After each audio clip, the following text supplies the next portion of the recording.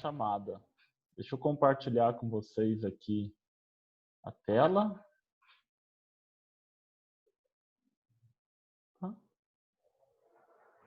O Vando está entrando. Deixa eu já colocar aqui minha ferramenta de anotação. O Roger também está entrando. Boa tarde, Vando. Boa tarde, professor. Boa tarde, Roger está terminando de conectar o áudio. Boa tarde, Roger. Ele está no mudo, meu querido, eu não te ouço. Boa tarde, professor. Eu só tô vendo a boca dele mexendo ali na câmera, não tem som. Falei, tá no mudo. Sempre assim, esqueço. Então, não tem problema. Vamos lá, gente. Olha só. Hoje a gente vai falar um pouquinho sobre o FGTS. E depois a gente vai falar um pouquinho sobre sindicatos. Talvez não dê tempo de falar tudo hoje. Mas a gente termina na semana que vem. E vamos falar semana que vem também sobre uma coisa bem diferente do que a gente viu aí dentro do RH, que é o imposto de renda retido na fonte. Tá? Para quem estiver acompanhando pela apostila, vai ver que depois dessa aula de descontos, viria de imposto de renda. Mas eu estou montando uma aula um pouco mais didática, porque é um assunto meio espinhoso. Tá? Então eu inverti as aulas de posição, porque não tem problema. Então vamos lá, gente. O que é o FGTS? FGTS significa Fundo de Garantia por Tempo de Serviço. Tá?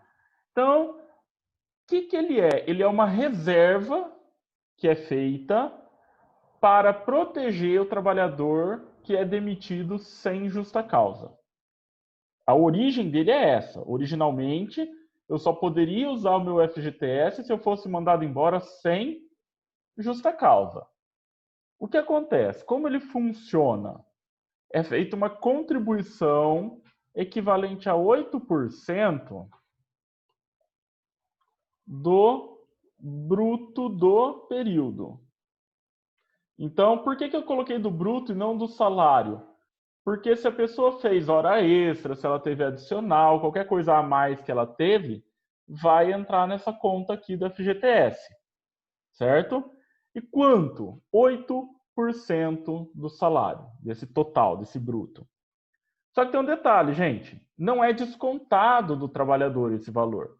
Esse valor, quem paga é o patrão. Certo? Então, ninguém precisa, ai meu Deus, se eu trabalhar mais, vai descontar mais do meu salário no FGTS. Não vai descontar nada. Tá? E aí, quais são as funções do FGTS? Vamos lá. Em primeiro lugar, ele funciona como um fundo de indenização, ou seja, uma proteção para esse trabalhador que é demitido sem justa causa. Segunda possibilidade, e aí dentro dela vai entrar essa de baixo, que é a formação de patrimônio, ou seja, a pessoa vai poder utilizar ele para construir o seu patrimônio. Como, Marcelo? Eu posso usar para dar entrada na casa própria. Se eu já comprei, já dei entrada numa casa própria, eu posso usar ele para quitar prestações. E se já tiver quitado, Marcelo, eu já tenho um terreno, já está quitado, né, está pago, só preciso construir. Eu posso também utilizar ele para comprar material de construção. Claro que não é simples, né? Você não vai chegar lá na caixa e falar assim, me dá meu seguro-desemprego para eu comprar material. Você vai ter que fazer um orçamento, vai ter que apresentar isso para a caixa, tal, tudo certinho. Outra coisa que ele é usado, e aí não é pelo trabalhador, são para recursos de programas de habitação popular, saneamento básico e infraestrutura urbana. Ou seja, o governo do município, e em alguns casos mais raros do estado, podem fazer uso do seu dinheiro do FGTS, depois ele tem que devolver, é um empréstimo que ele faz com o banco, para construção de habitação popular, saneamento básico e infraestrutura urbana. Vou dar um exemplo para vocês bem fácil. Lembra quando eu estava, pouco tempo atrás ainda, terminando a construção da nossa rodoviária aqui de Rio Preto, da nova? Terminal urbano, o Roger lembra. Então, o que acontece? Se vocês lembrarem, fizerem um esforçozinho, acho que eu até tenho uma foto dessa, eu vou procurar, qualquer coisa eu mando para vocês. Tinha as placas da obra, ela tinha lá no cantinho o nome do FGTS. Então, o que é isso? Isso entra numa questão de infraestrutura urbana, o município pega emprestado esse dinheiro e depois devolve para quem coordena o FGTS, que é a Caixa Econômica Federal. Tem um detalhe, gente, esse dinheiro ele não fica parado lá, né? O banco vai trabalhar com ele. Por isso, ele rende juros. Pequenininho, mas rende, certo? Até aqui, alguma pergunta? Então, quem tem direito ao FGTS? Os trabalhadores em geral, incluindo nessa brincadeira os trabalhadores rurais, os temporários, os avulsos e até os atletas profissionais.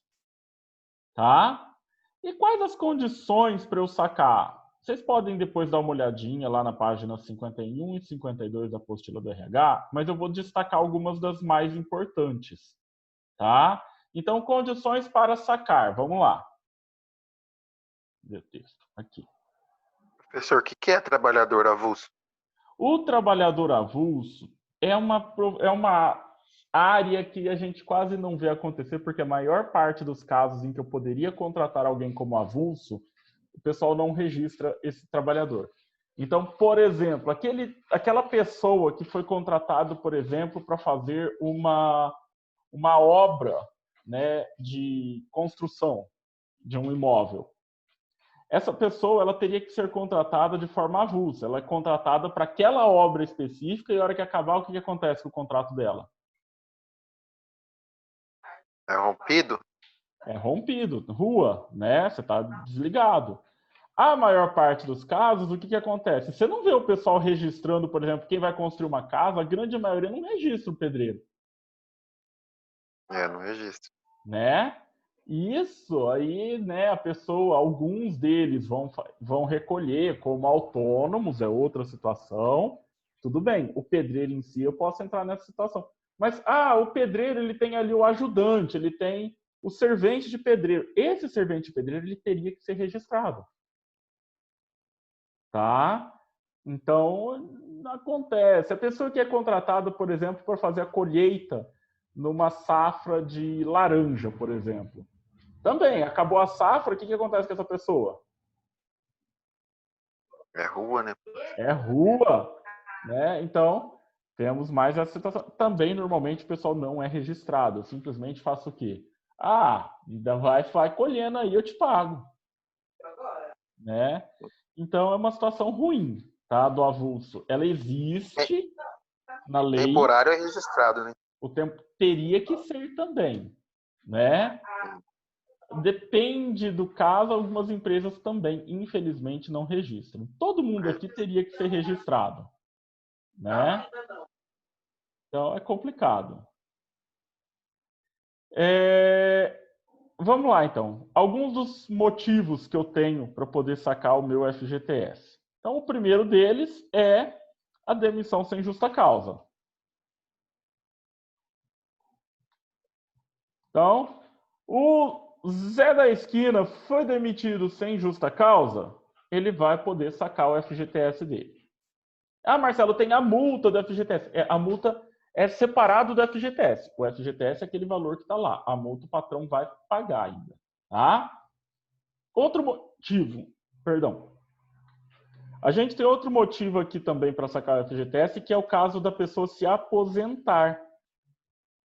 Então, aposentou, tem dinheiro lá parado, vai poder sacar. Tá? É um direito da pessoa. Outro motivo é doença. grave do segurado ou do seu dependente. E aqui, gente, nós não estamos falando de qualquer doença, não, tá? Nós estamos falando de doenças que vão provavelmente levar a óbito essa pessoa. Doenças que são incapacitantes, degenerativas, que não têm cura, ou de cura muito improvável, muito difícil, né? AIDS, cânceres muito agressivos, doenças degenerativas que a pessoa vai perdendo, né, movimentação. Então, essas situações a pessoa vai poder também sacar o seu FGTS. Tem a compra da casa própria, que nós já falamos, pagamento de parcela ou de material de construção. Não vou escrever isso de novo aqui. Outro motivo que nós temos é no caso de desastres naturais ou a ele equiparados, desde que seja declarado estado de emergência. Então, aconteceu um desastre natural, o governo decretou estado de emergência, posso sacar meu FGTS para tentar recomeçar a vida. Equiparado. O que é o equiparado, gente? Lembra quando estourou a barragem lá em Minas Gerais? Mariana, tal. Aquilo lá não é um desastre natural, aquilo lá é um desastre humano, porque quem construiu a barragem foi o ser humano, né? Não foi Deus, não foi a natureza, não foi um castor que foi lá e construiu aquela barragem, tá? É o ser humano. Porém, a lei entende que é uma situação tão grave que aquela pessoa não teve nada a ver com isso, ela não tinha como evitar, que ela pode também fazer o saque. Então, esse é o equiparado. Outra situação que nós temos são os inativos. Tá? O que é o inativo? É o dinheiro, o FGTS, que ficou parado por pelo menos 3 anos. Tá? Então, por exemplo, vamos supor o seguinte, eu pedi demissão do emprego, Certo. eu vou começar um emprego novo. Eu não vou poder sacar o FGTS, porque eu pedi demissão, eu não fui demitido sem justa causa. Uhum. O dinheiro está parado lá. Comecei um emprego novo. Aquela outra conta de FGTS, ela está inativa. Então, se ela ficar 3 anos inativa, eu posso sacar. Alguns anos atrás, 2 anos atrás, a gente teve a possibilidade de saque do inativo que estava parado há 1 ano. Tá? No final ali do governo Temer, qual foi o objetivo disso? Era fazer com que esse dinheiro que estava ali parado fosse para as mãos das pessoas, para que elas pagassem contas e pudessem reorganizar a economia do país. Infelizmente, nós estamos falando do Brasil, o que o brasileiro fez? Pegou aquele dinheiro, largou as contas que ele já tinha e fez novas. Né? Faz todo sentido, né? Para que eu vou limpar meu nome se eu posso sujar mais um pouco? Né? Então, não deu muito certo essa estrutura. Atualmente, nós temos mais uma situação de saque, que é o saque aniversário. Não sei se vocês acompanharam essa mudança. Já. O que é o saque aniversário? Vocês vão poder... Maria Fernanda? Quem é Maria Fernanda, gente? Deixa eu só... E eu também não. Eu quero perguntar quem é. Bom, enquanto ela conecta, vamos lá. O saque aniversário é a possibilidade que você tem agora de fazer uma escolha para que todo ano, no mês do seu aniversário, você realize um saque de uma porcentagem do seu FGTS. Certo? Só a título de curiosidade, Maria Fernanda, quem é você?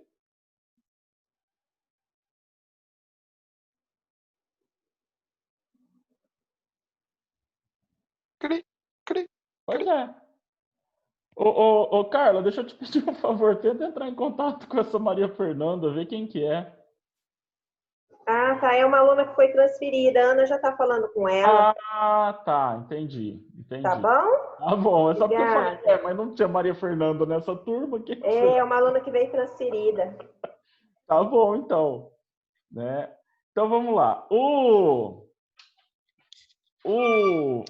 FGTS saque de aniversário, então, como funciona? Todo ano você saca um pedaço do que tem lá, só que se você for mandado embora sem justa causa, você não vai ter tudo aquilo que era para ter, você já usou. Se você pretende dar entrada numa casa própria, você também já está usando esse dinheiro, talvez você não tenha.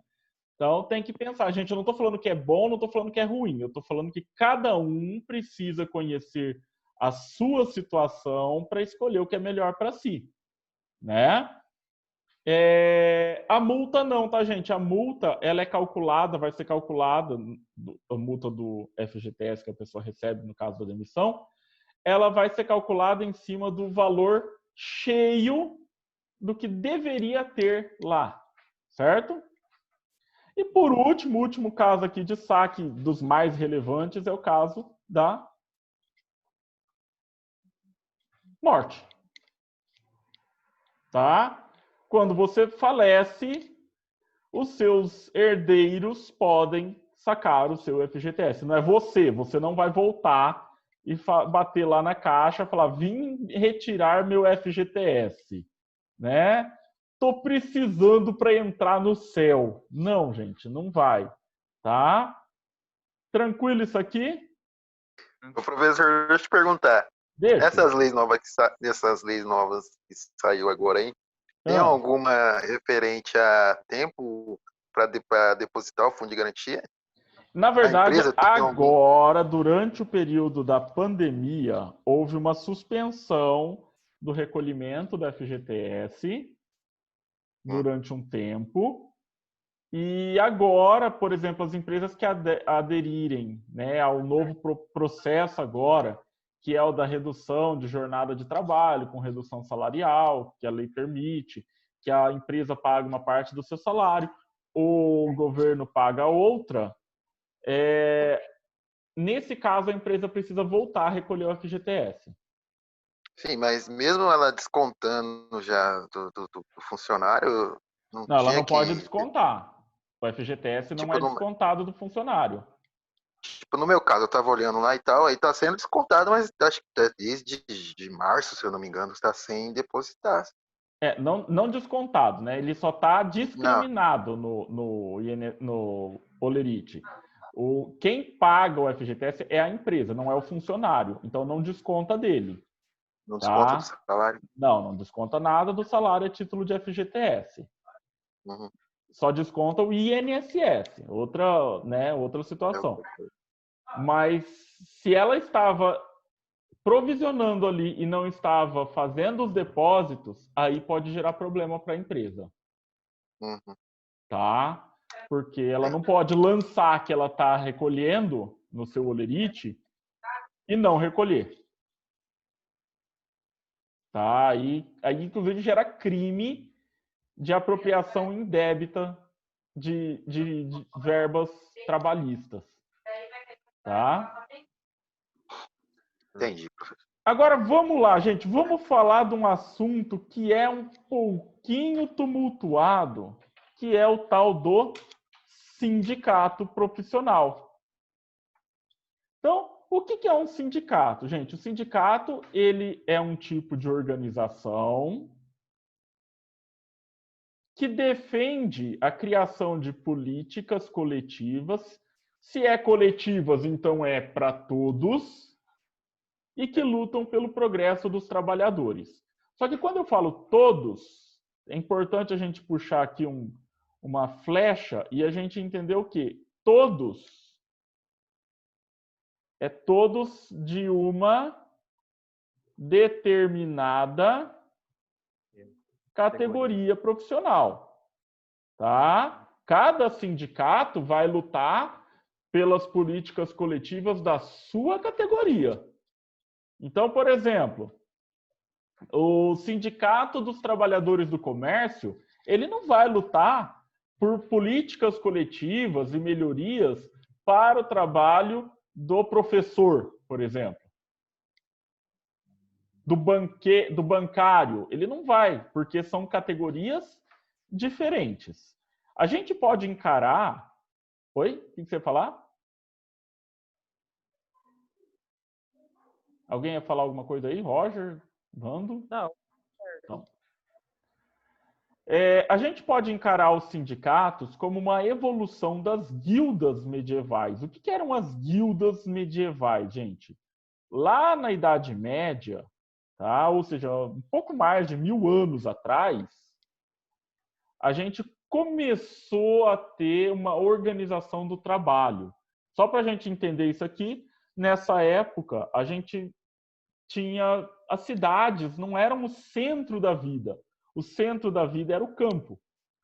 E o campo era controlado pelos senhores feudais, que eram donos da terra, donos dos meios de produção, e eu alugava. Então, por exemplo, o Roger ia ser um trabalhador ali do feudo, ele ia poder usar, ele ia plantar o que ele quisesse, do jeito que ele quisesse, ia vender, o dinheiro era dele. Só que uma parte de tudo que ele fizesse e vendesse, ele tinha que me passar. Tá? E a gente tinha as vilas. As vilas, elas eram vistas de uma forma ruim pelo senhor feudal, porque a pessoa que vivia na vila não pagava nada para ele. Tá? Por isso que quando a gente fala de alguém que é bandido, quando a gente assiste um filme e tal, a gente fala, ele é o vilão. Vilão nada mais é do que a pessoa que vive na vila. Tá? Oh, Tá vendo a origem da palavra aí? Vocês não sabiam dessa, né? O vilão é o cara da vila. Ele não é o cara que é do mal necessariamente, né? E a gente adotou essa expressão na nossa língua. E aí, nas vilas, a gente começa a ter alguns profissionais autônomos. Eram os sapateiros, eram os pedreiros, os artesãos em geral, e eles começaram a se unir. Só que eles se uniam, inicialmente, não era para melhorar a categoria, melhorar os direitos, porque eles não eram funcionários de ninguém. Eles se uniam para trocar conhecimento sobre a profissão. Então, o Gabriel, ele era um artesão, ele ia participar da guilda dos artesãos. E aí ele ia aprender coisas novas com eles, e o que ele soubesse, o que ele criasse de técnica nova, ele também tinha a obrigação de ensinar para o pessoal. Tá? Só que aí, gente, do final da Idade Média até a Revolução Industrial, a gente some, não tem mais guilda e não tem sindicato, a gente não tem praticamente estrutura nenhuma. E aí a gente só volta a ter o sindicato durante a Revolução Industrial. Por que durante a Revolução Industrial? Porque aí sim a gente começa a ter uma estrutura de trabalho muito focada na questão do quê? Do patrão funcionário. Tá? Então, o Vando, né, o grande industrial lá na Inglaterra durante a Revolução Industrial, ele quer o quê? Quer ganhar dinheiro. Então, o pessoal achava muito justo falar o seguinte, gente, vamos lá, ó, jornada de trabalho, 12 horas por dia, R$10 aí por dia eu pago para vocês, e segunda a sábado, porque domingo é dia do Senhor, não pode trabalhar. Né? Então você ia conseguir tirar aí, sei lá, se estou chutando para o dinheiro atual, né? Você ia tirar o quê? R$250 no mês. Nossa, Marcelo, mas não dava para viver mesmo, gente. A coisa era uma loucura. E aí os trabalhadores começaram a falar o quê? Opa, a gente precisa se unir para lutar por condições melhores de trabalho. Né? Jornada de trabalho decente, pagamento decente. E aí eles começaram a se unir, e inicialmente era tudo junto, depois a gente começa a fazer essa separação por categoria profissional com o tempo, e eles começaram a lutar de forma a lutar. Eu falo assim, gente, houve lutas físicas? Sim. Houve confrontos violentos? Sim. Foram importantes para a gente chegar onde a gente está hoje? Sim, também. Mas a gente tem que entender que o principal aqui foram as lutas políticas.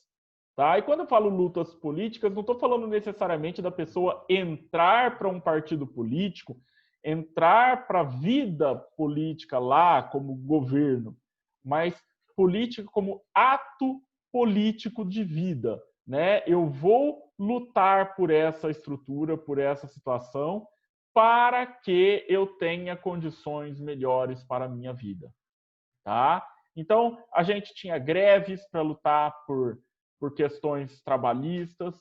É só a gente lembrar a origem do Dia Internacional da Mulher, que é o quê? É o grupo de trabalhadoras, isso já depois da Revolução Industrial um pouco, o grupo de trabalhadoras lá nos Estados Unidos, que foi morta, queimada dentro de uma fábrica, porque fez greve por melhores condições de trabalho. O patrão fechou a chave e botou fogo, né, com todo mundo lá dentro. Hoje, a gente olhar uma coisa dessa, a gente fala, Marcelo, como assim, cara? Né, por pior que seja um patrão, ninguém acha que o patrão vai botar fogo nos funcionários. Né? Como assim? Mas, gente, há cerca de 150 anos atrás, isso ainda era visto como algo aceitável. O patrão não era só alguém que pagava o seu salário, ele era basicamente o seu dono. Tá? Mesmo com o fim da escravidão. E aí, gente, a estrutura do sindicato, ela pode ser representada por essa pirâmide aqui, tá? Isso aqui não tem na apostila de vocês, viu, gente? Eu vou mandar depois a imagem, mas essa estrutura aqui não tem na apostila. Então, como funciona? Eu tenho os sindicatos, que eles precisam respeitar a unicidade sindical. Então, vamos colocar aqui. Unicidade sindical por território. O que é isso? Significa que cada território do país, cada unidade territorial, ela vai ter apenas um sindicato de cada tipo dentro daquela unidade. E a unidade do sindicato, ela é... Tá?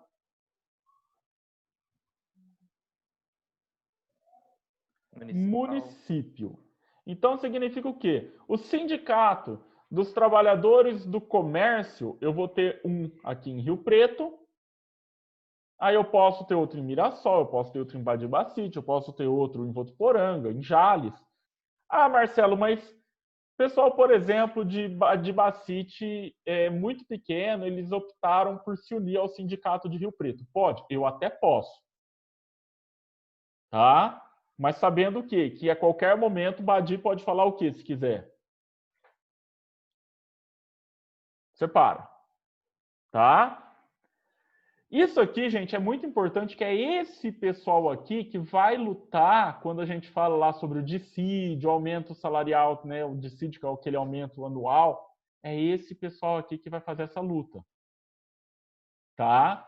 Quando eu tenho pelo menos 3 sindicatos se unindo, um em cada cidade ali, eu posso formar uma federação. Então, a federação, só vou concluir esse raciocínio aqui, ela é estadual. E aí eu tenho uma por estado também. Tá? Então, no Brasil, eu posso ter várias federações. E a confederação, eu preciso unir pelo menos 3 federações e ela é nacional. Então, eu tenho apenas uma confederação de cada categoria no Brasil. Tá? As centrais sindicais, ela está no meio aqui e elas não fazem parte desse quadro confederativo, porque elas dialogam, elas conversam com outros estados também. E no meio, só para a gente concluir, disso aqui, essa lei que está aqui em cima, ela criou esse cara aqui, ó, a comissão de empregados. O que é a comissão de empregados? Agora, o patrão não precisa mais necessariamente negociar com o sindicato. Ele pode formar uma comissão de empregados da empresa dele e aqueles empregados é que vão negociar diretamente com o patrão por melhorias da categoria. Tá? Eu acho arriscado, nem sempre o funcionário vai ter aquele poder de barganha com o seu patrão, né? Mas foi aprovada essa lei aqui, 13.467, de 2017, certo? Na semana que vem, o que é que nós vamos ver, gente? Nós vamos falar aqui sobre as contribuições, da onde que o sindicato providencia seu sustento, da onde vem o dinheiro do sindicato, certo? Certo. Deixa só eu tirar aquele print aqui. Muito obrigado pela participação de vocês. Espero todos semana que vem, gente. Nós. É nóis.